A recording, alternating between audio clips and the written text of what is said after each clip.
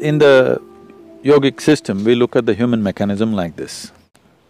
There are 5 dimensions to it, there are 5 layers to it. Usually it's referred to as sheaths, ore it's called, that means sheath, one inside the other. One is the physical body, which is referred to as the food body, because this is essentially a heap of food that we have gathered over a period of time. The next is known as the mental body, because we ascribe intelligence to every cell in the body. There is more memory and intelligence in each molecule of DNA than you can decipher through your brain. That much of intelligence and memory is sitting right here. The third layer is called as the energy body. There are 3 fundamental aspects to it, but it's the first 2 which normally are experienced by most people, the right and the left, which has 36,000 on the right and 36,000 on the left, pathways or channels, which are described as nadis, which meet in 114 different major points, and these points are seen as possibilities. So, mysticism identifies these 114, the geography, the energy geography of the body, and how you could exploit this to transcend the limitations of the human mechanism. Now, the 4th layer is called as Vijnanamaya Kosha. What the word Vijnana means is, it is coming from 2 different words, Vishesh, Gyan. Gyan means knowing or knowledge. Vishesh means an extraordinary way of knowing.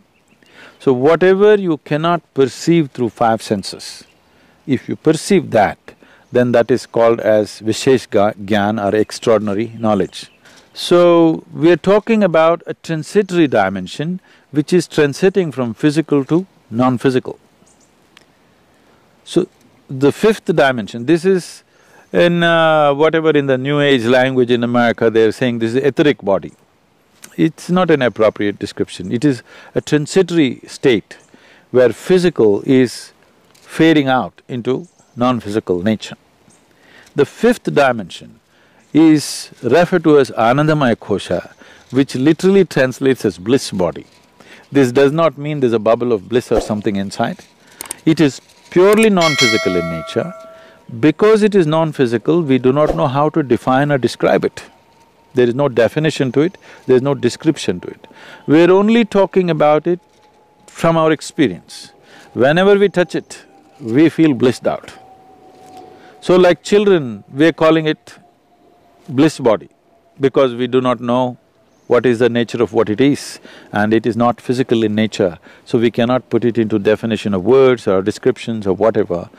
Now to enter into this dimension is the whole process of mysticism, because this non-physical nature is further classified in terms of our experience, how profoundly you involve in it.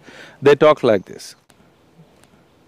You can be in a fine spray of shower from this non-physical and how you will be. Or you can be drenched with it and how you will be. Or you can soak yourself in it and how you will be, like this it is described. In this context, it's a… here I have to surrender my logic a little bit because that's how far my logic will go. What this means is, these are referred to as different dimensions of stillness. How can stillness be of different dimensions? For example, in our experience,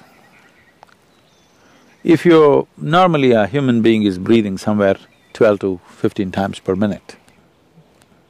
Breath is very directly connected to how the mental fluctuations happen. I don't know if science has explored this, but in our experience it's very much there.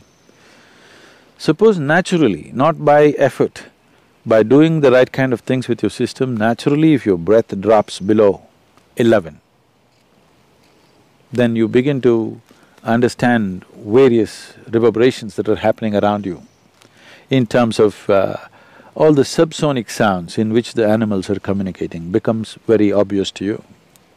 If your breath drops below 9, naturally, without controlling it, then what the plants are exuding, the plant life, what it is doing, becomes very obvious to you.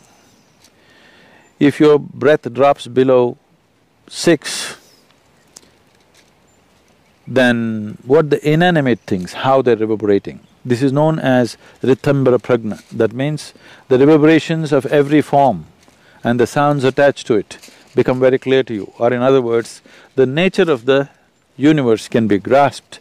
If you know the language of the inanimate, every form, how it is made, what is its nature, what it is right now and what it will evolve into, or what it was yesterday and what it is evolved into, all this is becoming apparent to you.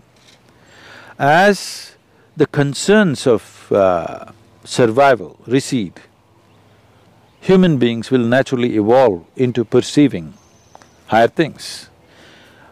But the important thing is the level of static, because breath is a survival process. If you sit still, it goes down. The more still your body becomes, the less you breathe.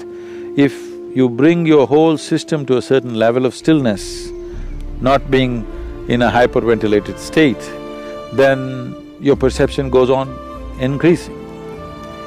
So as the stillness deepens, these are referred to as, traditionally there are various ways in which it is presented.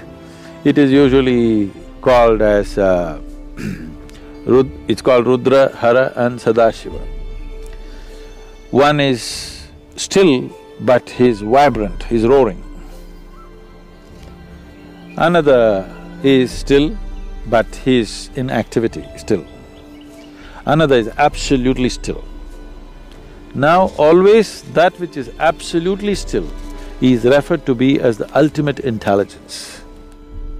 Everything else, in its anxiety to be active, it is sacrificing its intelligence at a certain level to be in a state of action.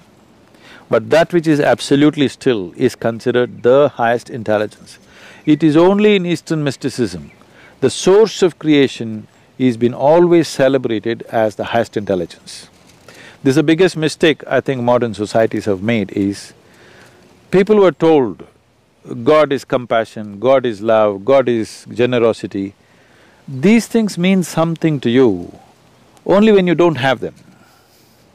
If you're not loved, you will look up, God should love you.